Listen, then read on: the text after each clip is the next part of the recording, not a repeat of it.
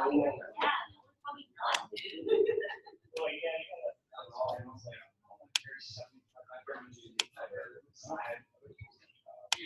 talk about the time you poured concrete down the drain. Yeah. That's one of my favorite stories. All right, guys, ready? Dropped it in my head yesterday. All right, so what day is it today? Friday. Yeah, not just Friday, right? And this is a particularly fun Friday, I think. Monty Hall problem is really cute, and this next chunk of material is really nice. Before we dive into that, I have most of your exams graded. We still have somebody who has to take it, so I didn't want to hand them back, so you get them back on Monday. Now, when I handed them out, I said the copier behaved this time. It didn't print out the Harry Potter parchment paper, right, at regular size. But the copier did misbehave, actually, I learned when I graded your exams. It didn't print the last page, which had a bonus question on it. Anybody notice that? So we all got. So there'll be a way to get bonus, but we'll just talk about it after I hand them back. But so I like to have a bonus question there to give you like a chance to get like 5 points back or so in case you messed up something before. So anyway, overall, they seem to be coming in basically the same as the last exam, more or less, a little bit lower, but probably because there was no bonus, you know? So I didn't disaggregate the bonus from the last exam. So anyway, I'll hand them back on Monday, and you'll have a chance to get like 5 points back because of a copier misbehavior.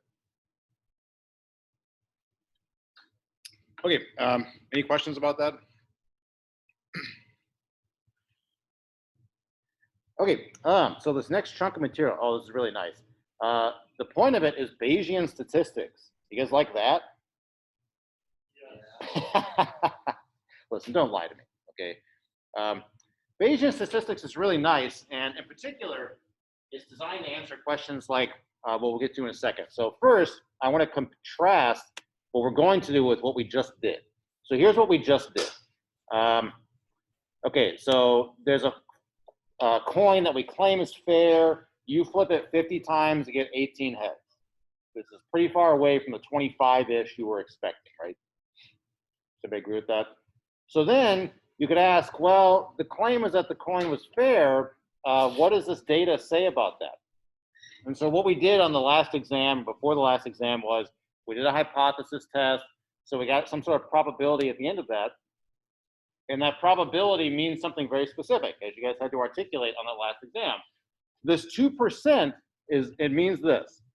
Assuming the coin were fair, the probability of getting that data was 2%. Everybody okay with that? So probability of modifies this, right? You're thinking about probability of the data. However, there's a much more natural probability you might want to think about.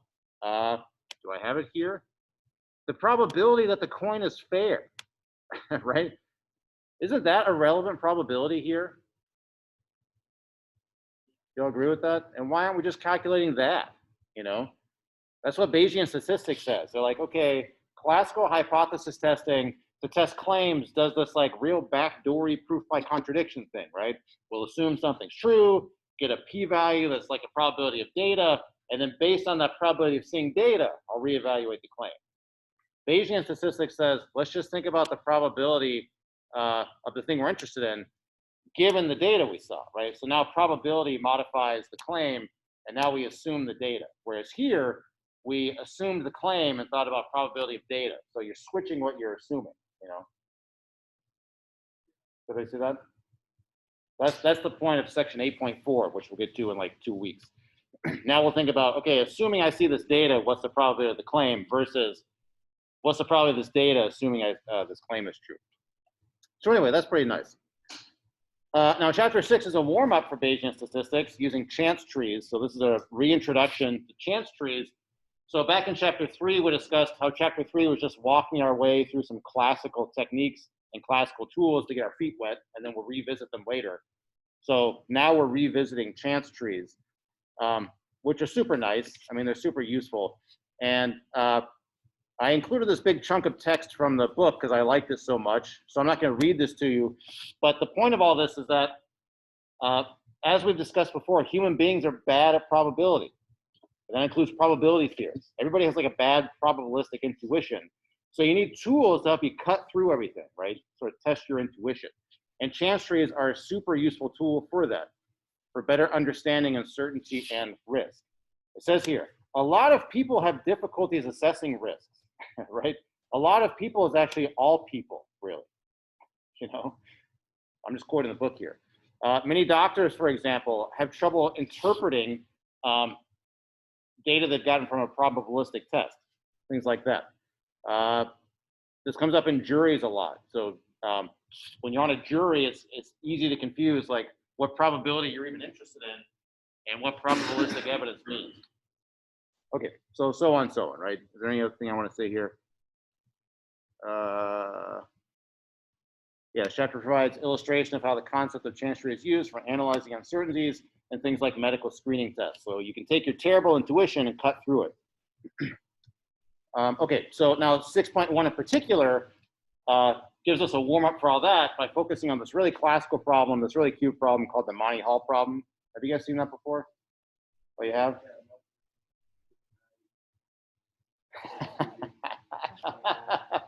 Man, this is Friday Fun Day. All right.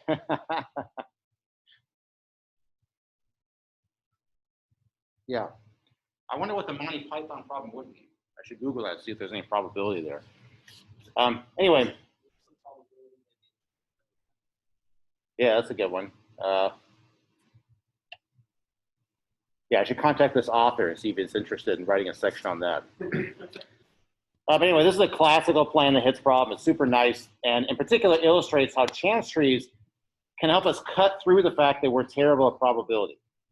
So here's the problem. Now this, I should say, is a real problem, and Monty Hall was a real person. So Monty Hall was a game show host in like the 1970s on a show called Let's Make a Deal, which has been rebooted, right? Now it's like Wayne Newton or somebody. Is that right? Oh, so some dude from Hamilton hosts the new Let's Make a Deal. But Monty Hall was the OG. He was on the 1970s Let's Make a Deal. And on that show, one of the games was this. Okay, there are 3 doors. So let me see if I can navigate the Zoom at the same time. Okay, so 3 doors. So you have no idea what's behind a given door. That's what you're looking at. Okay, so you as the contestant get to point to a door. Oh, sorry, I should say. Behind one of the doors is a prize. And in the classical telling was a car, but you can imagine it's like a pool table or a jet ski or something, whatever, right? There's some sort of big prize, a big pile of cash behind one of the doors. Behind the other 2 doors, there's either nothing or some sort of joke prize, like a goat. Now, some people like goats. You know, some people like goats more than cars, I guess. So I don't know if that really works, but that's the classical storytelling. Anyway, so 1 door has a prize. And of course, what you're trying to do is choose the door with the prize. Right? So the way the game works is like this. There are 3 doors. You point to one. So let's say you point to this one. Okay? Then Monty Hall, in his like 1970s polyester suit or whatever, says, hey, he points to one of these other doors and opens it and reveals to you what's behind it. So he goes to door 2 or door 3 and opens. So let's say he opens this. Okay, so you choose this one first.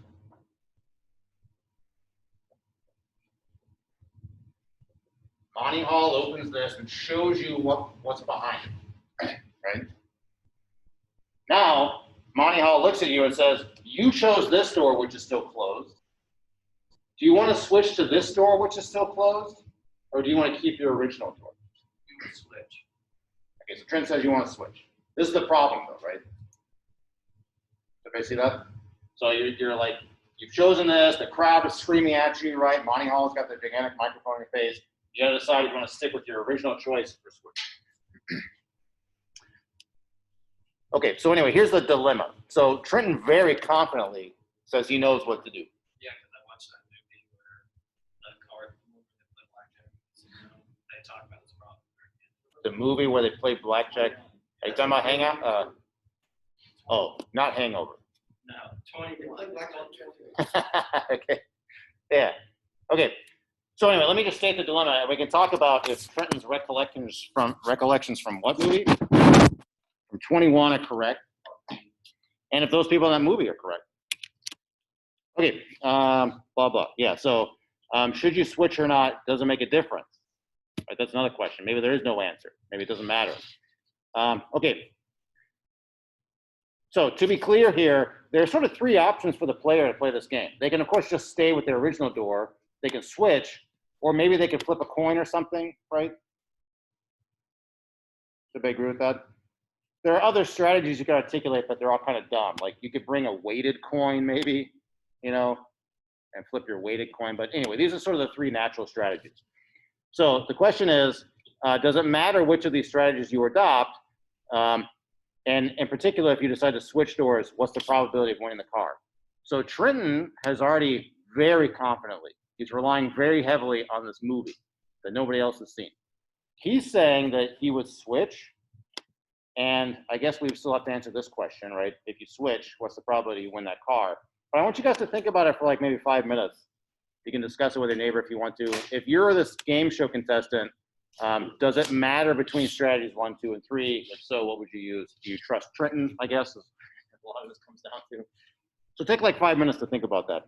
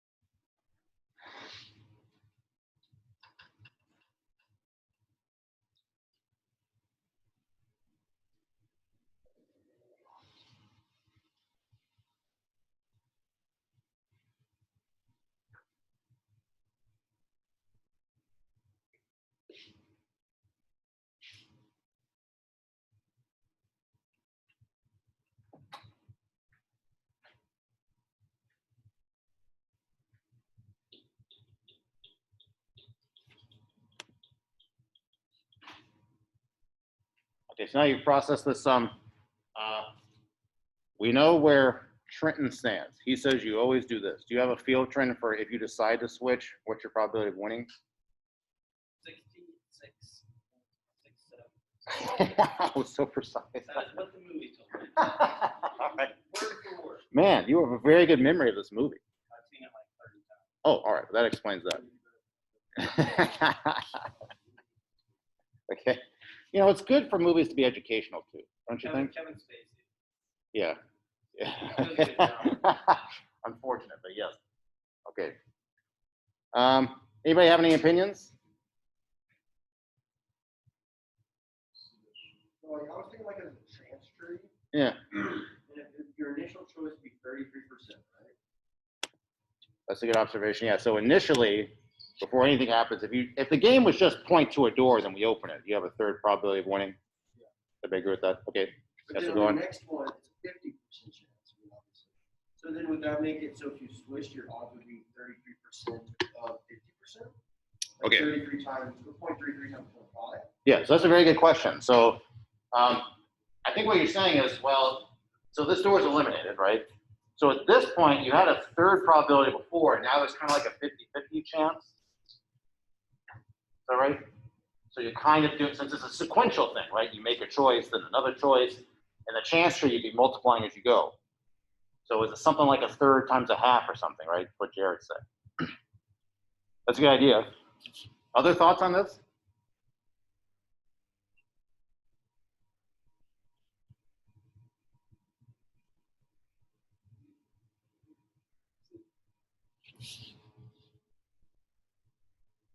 Well, let me put it to you this way. So we in this class are having a different experience now than previous classes, because most of the time when I teach this class, people have never heard of this and they haven't watched 21. Okay, so I'm going to ask you, previous classes, what do you think, or not just class, just random people, right? If you ask this question to random people, what do you think they say? They say stay? Okay. What? Well, so there was another option, right? One option was, does it make a difference? You know? They're probably Yeah, that's actually what most people say if you ask them. Switch or not, I don't know. It seems like it's 50-50, really. Did everybody see that? That's the most common answer. So let's just investigate that. So again, this is sort of like it's not an obvious problem here, right? It's only obvious, again, if you've seen that movie and you have that number very explicitly emblazoned in your mind. Right, Trent? Okay, so, and I guess I should say, by the way, when I say if you ask people, if you went back in time to the 1970s via a hot tub or something, right? That's how you time travel. And you ask mathematicians back then, many of them would get this wrong. Probably the majority of them would get this wrong. Okay, so let's now draw a chance tree to sort of analyze what's happening here. So recall from chapter 3, which has been a while, a chance tree is just a helpful visual of sort of like a sequential process. So you just sort of, each choice you make, you have an outcome as like a node in the tree, and then you decorate it with probabilities. So I have it just on the screen here, but I do want to draw it dynamically so we can sort of agree that this is what should pop out if you're analyzing this. Oh. Make sure I have Shane there. Okay. Okay, so anybody see an eraser?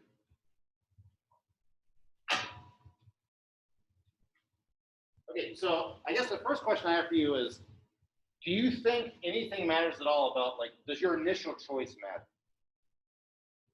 Makes no difference. So in that chance tree on the screen, or the book says choose door 1. So the same logic works if you choose any door. So you choose door 1. So what you can imagine happening is, after you choose door 1, imagine now the game show randomly decides which door the prize is behind. Prize behind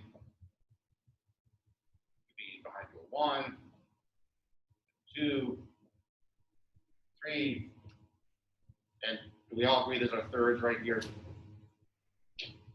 Okay. So now what I'm going to think about here is, which one is this? So first, I'm going to draw a tree for if you stay. You're going to stay with your initial choice.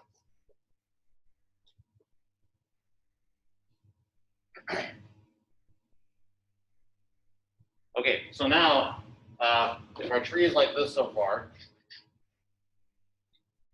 okay, suppose you chose door 1 and the prize is behind door 1. Everybody got that in their heads, right? So now the host can open either door 2 or door 3. You guys agree with that? And it doesn't matter. So I don't know how exactly they did it, but in this chance tree, the way they do it is like this. They say, well, just flip a coin to decide which other door you open.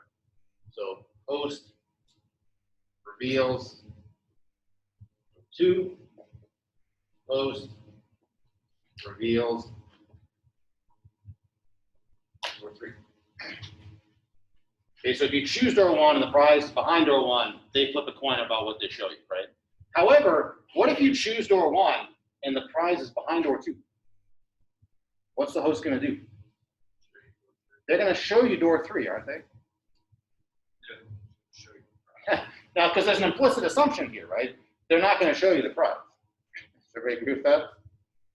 I mean, it's implicit, but it actually changes all the math. If you don't make that assumption explicit in your tree here, things will go wrong. Those reveals of what, door 3? And similarly here, if you chose door 1 initially and the prize is behind door 3, what's going to happen? Yeah, they're going to reveal door 2, and there's no choice there, right? Probability 1, they'll do that.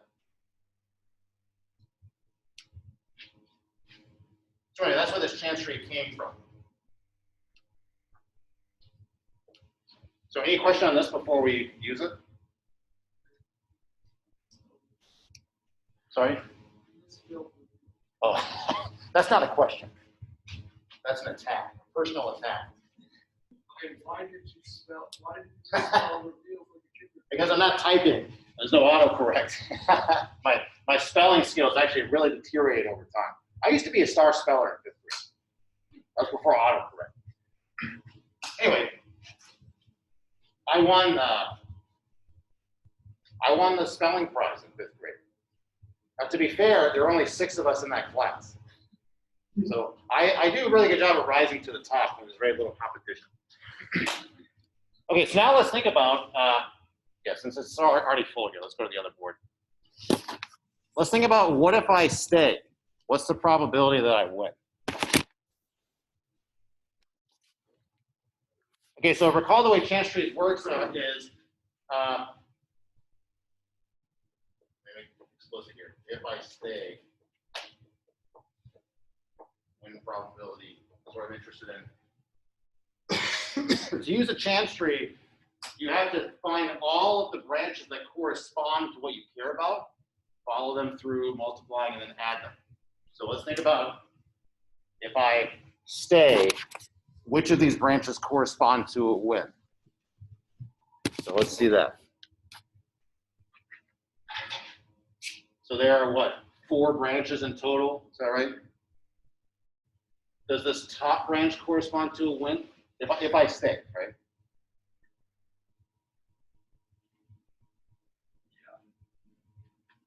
Everybody see that? I'm assuming I'm staying, right? So this is a win for me if I stay. Or the host opens another door and I ignore it, as is this. Does everybody agree with that? But if I stay, I lose on those branches. Everybody agree? Okay. So let me just come over here and, now, as you might expect, the win probability if you stay is a third. Let me just explicitly write it out. So it'd be a third times half. That's that top branch, and then add the next branch. That. So a 6 plus a 6 is a third. So if you stay, there's only a third probability you win.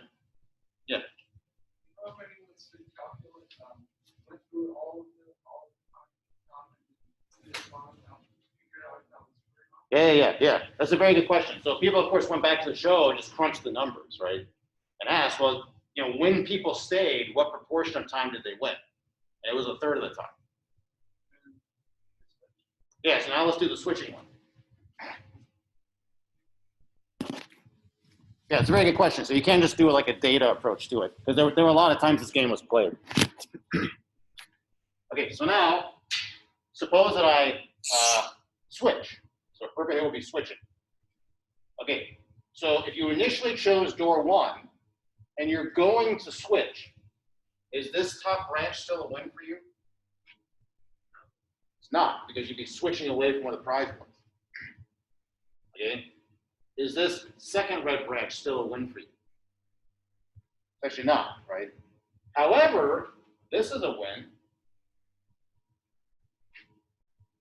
Why is that a win? Why is that a guaranteed win for you, that branch? Big door 2 there, reveal 3. Yeah, okay, so you got your 3 doors. So you chose this one, right? The prize is behind this one, So the host opens this, right, reveals nothing to you.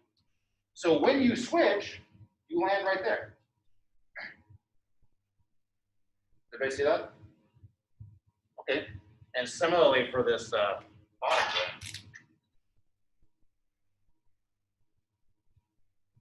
So the purple probabilities here, you're just doing a third times 1 plus a third times 1 is 2/3. And to your point, Zach, yeah, if you go back to the show and just crunch the numbers on it, ask what proportion of the time did people win when they switched? The answer is 2/3 of the time.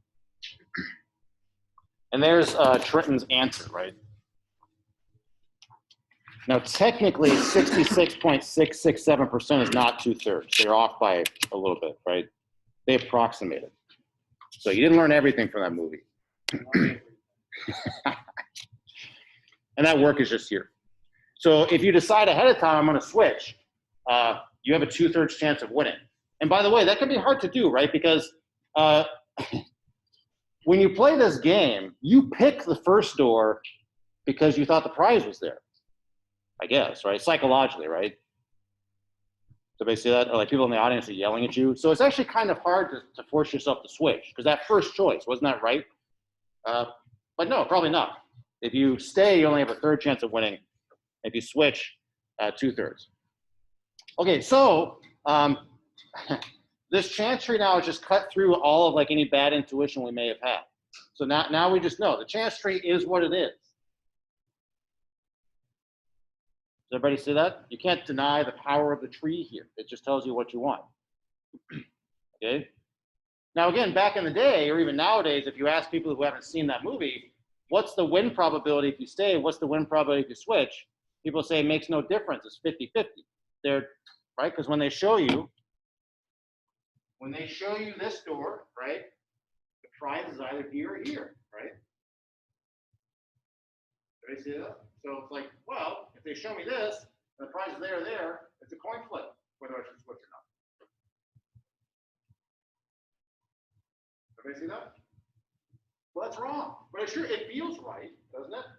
What's wrong with saying that? The host just eliminates this. There are now 2 options, right? Equally likely the coin flip. So that's what people thought was true until they drew this tree, really.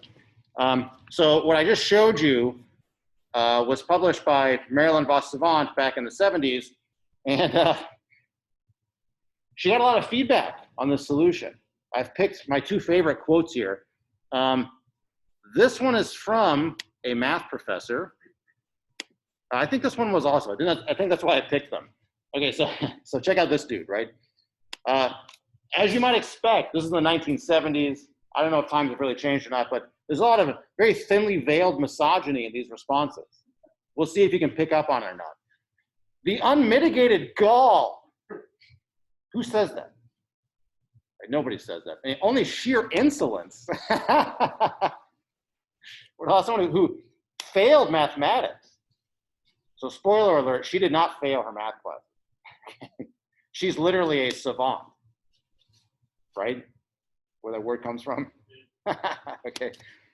We'll make the claim that win probability is raised to 2/3, right? So this person thought it was a half, and raising a half to 2/3 is only a product of sheer insolence. Yeah, so this person, make sure to throw this out first, right? Look, I'm a pro, you know? And as a pro, I know it must be a half. And hey, little lady, well, I pat your little lady head, right? I caution you in the future to steer clear of the math, you know? Why don't you stick to things you understand? Do we all pick up the subtext there? Anyway, these responses are pretty typical. Like the answer is obviously a half. What is she doing publishing the 2/3? But it is 2/3. This is the tree, you know? So all that to say, again, trees are a useful tool. Everybody's sort of bad at probability, but if you draw the tree, you can sort of spot an error. And that's all she did. And she got this kind of pushback for it. People take this Make a Deal show very seriously, right? Okay, so now let's use this a couple of times. So actually question 2 is a little subtle, but I want you to think about chance trees to answer both of these. Okay, so yeah, you kids these days, you like the LeBron James, don't you? No? He's in the new Space Jam movie. You guys gonna see that? Okay, so very topical. Now when I'm teaching this class in 20 years, people will be like, who, LeBron James? I'll have to update it. So anyway, right now, I'm connecting to you as you, because you guys like the James, King James, right? That's what they call him. Anyway, so he's injured, kept him out of games for the last 2 weeks. So tonight he might return. The probability of his return is 75%. So experts, so I don't know if they interviewed Michael Wilbon still on ESPN. They interviewed some dude like that, and they say this. Is he still on the Lakers? Yeah. Oh, good. Okay. Oh, wow. This is extra topical. All right. So his team, the Lakers, have a 30% chance of winning without him and a 65% chance of winning with him. So here's the question. What's the probability the Lakers win? And then part B, suppose you didn't watch the game, but you heard the Lakers won. What's the probability you played? So question 2 is actually pretty subtle to answer. So think about question 1, and then question 1 is a straight up probability tree, and then we'll think about how you answer question.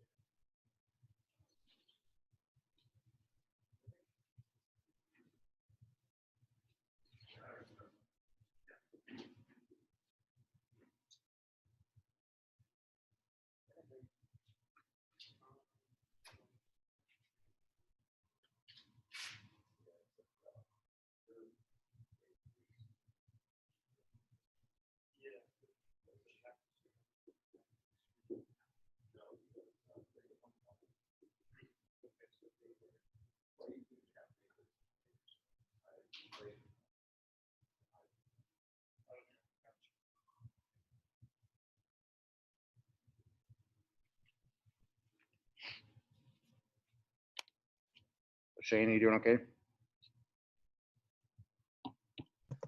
Yeah, I'm good.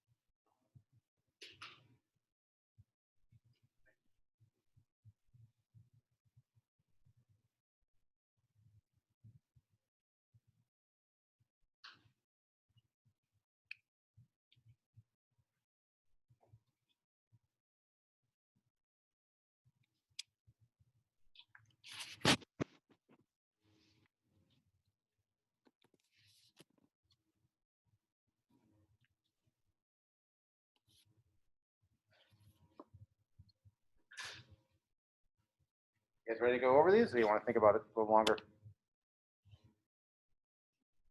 2 more minutes.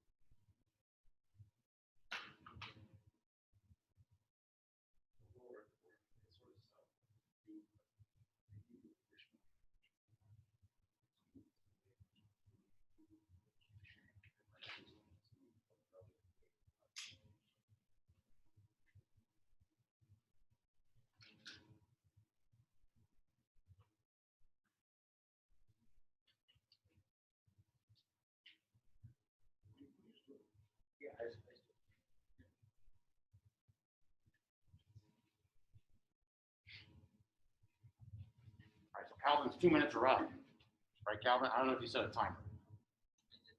You didn't? Okay. In my house, we set timers because my children are very serious about time. Anyway, okay, so let's finish filling in the tree for number one. I left some of this off, right? So with a lot of these questions, of course, they don't tell you all the numbers because you can fill in the rest yourself, right? So like, which of these branches do they give you straight up? The win one, right?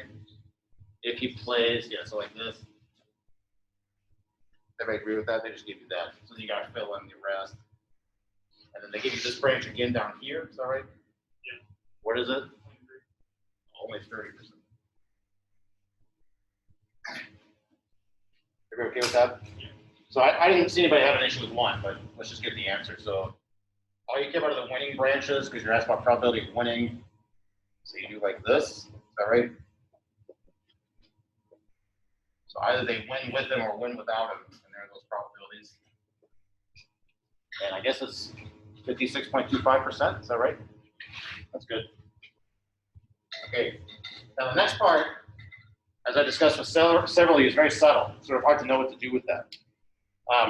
So one question people asked me was, well, for part two, is the chance tree different? And the answer is kind of, but not really. You still start with the same chance tree. It's just they've given you some additional data now, right? That the Lakers won. Well, if the Lakers won, this is no longer a live branch in the tree. Do they agree with that? And neither is this. Everybody see that? So now what you have to think about is, okay, and the probability questions changed, because before it was probability of win, now it's probability James played, right? So the probability questions changed also. So in number two, you have to treat that like this. So there are only two branches left, and only one of them did he play. Does everybody agree with that? So I'm just going to pluck off. I'm just going to read through that branch like I would before.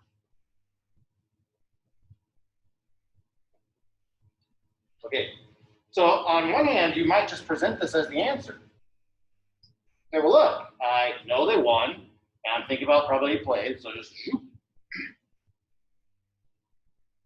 So basically, that is a potential answer here, I guess, right? What do you think about that? Is this the right answer? I guess it's not because it's not that. It's not 86.67, right? But what's wrong with doing this? Isn't that all we're doing? I mean, you just sort of read through the tree. Still just the chance that Yeah, it's still just this sort of compound thing, right? The probability that he plays and they win. You take that and start at the win, go backwards. I did. It does, right? Let's talk about why. So you're perfectly right. Yeah, so you're exactly right. But let's talk about why. Before I X'd out these edges, if you went this path, that path, that you went all the paths and added everything up, what would that sum be? 1, right? Do I agree with that? So you can think of this answer here as being like, well, I have sort of like this much weight, and I could compare that to like the amount of weight present in the tree, you know? It's like these two branches have a certain amount of weight relative to the weight of the entire tree. Everybody see that? It's just the entire weight happened to be 1 before. But with these red X's there, there's no longer a weight of 1 in the tree, right? You've killed some of the possibilities. Everybody see that? Okay, so how much weight is in the tree? With those red arrows, or sorry, yeah, red edge is gone. How much total weight is left?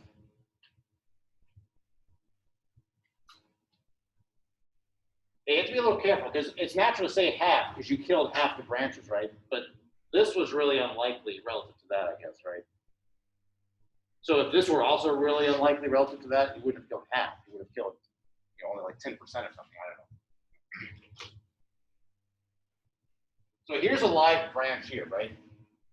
The weight of that branch I still have written here, so I can just rewrite it. And then this is also left.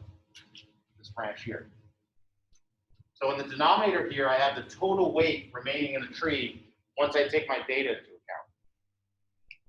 This is called tree pruning or tree shearing. depending on the language you want to use. I call it pruning. So if you have a tree in front of you, and then somebody tells you some information that lets you cut some branches off, this is how you get probabilities now. You're still going to read the branches that are left that correspond to the outcome you care about. So again, this is a plays outcome here. And then you just compare that to how much weight is left in the tree. And this, I hope, is like that 86.67 number.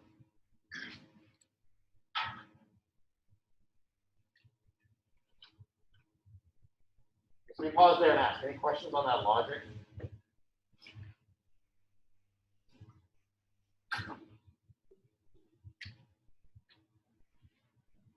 Hey, Jared, does that answer your question? How you handle that?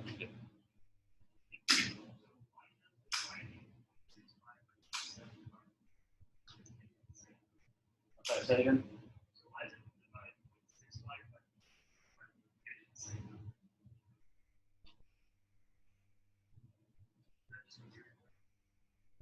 I think I'm just misunderstanding, which you're saying like take this out?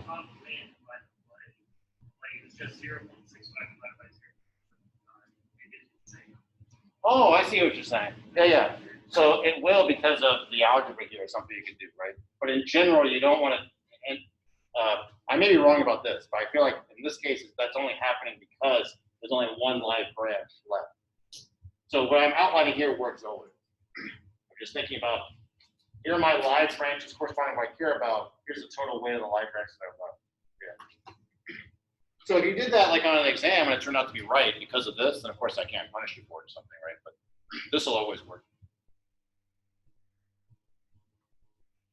Other questions on this?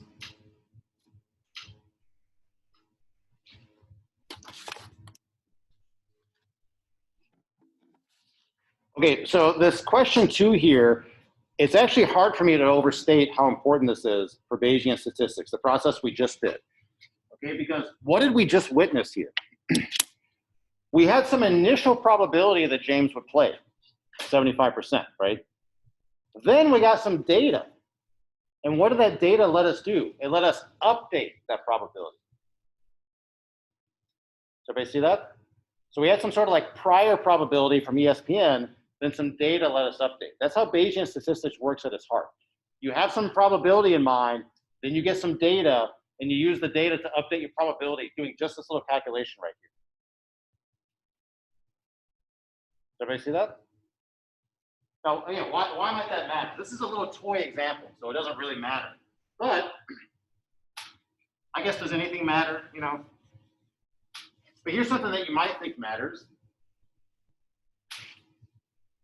So prior to the 2020 election, did any of you check 538.com? One of you? Okay. So 538.com, what they're famous for with elections is election forecasting. So they will say things like this. Make sure I have Shane. If you went to their website before the election, they would say something like this, like Biden win probability is 86% or something.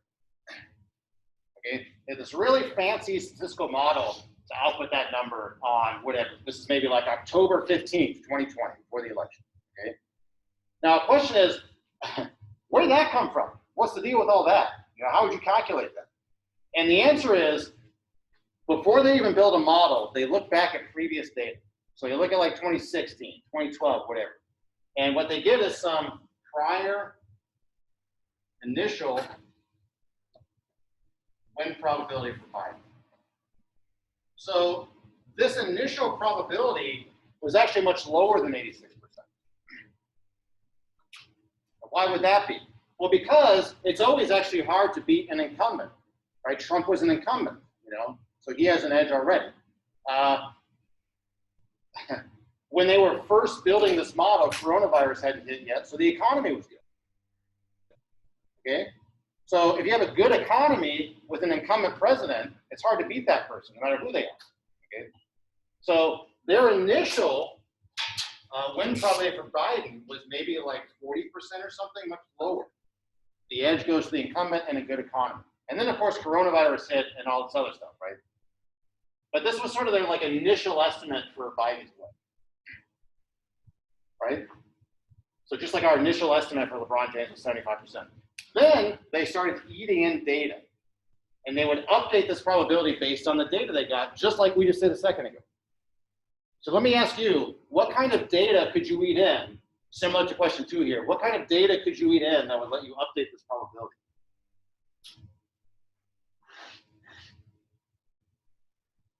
You can kill branches for the economy being good. That's certainly one thing you could do, right? As the economy deteriorates, you could sort of like, as Trent said, right, sort of kill that branch, right? What other data could you eat in? Yeah, polling data, you know. Everybody see that? So as the economy deteriorates and as you get more and more polls in, right, every single poll you eat is a data point, just like question 2 here. So you eat in the data point, update your probability. Then eat in the next data point, update your probability. So again, question 2 here, it doesn't look like much, but the logic behind it is what Bayesian statistics runs on, and it's how you build things like election models. So by the end of chapter 8, we'll have that more sort of formalized and stuff. But again, question 2 looks like not much. Looks like a little toy. But all the logic of Bayesian statistics is there. How do you update a probability based on data? You shear a tree and then compare relative weight that's less. That's how you do it. That's a pretty nice idea. Okay, questions or comments on that?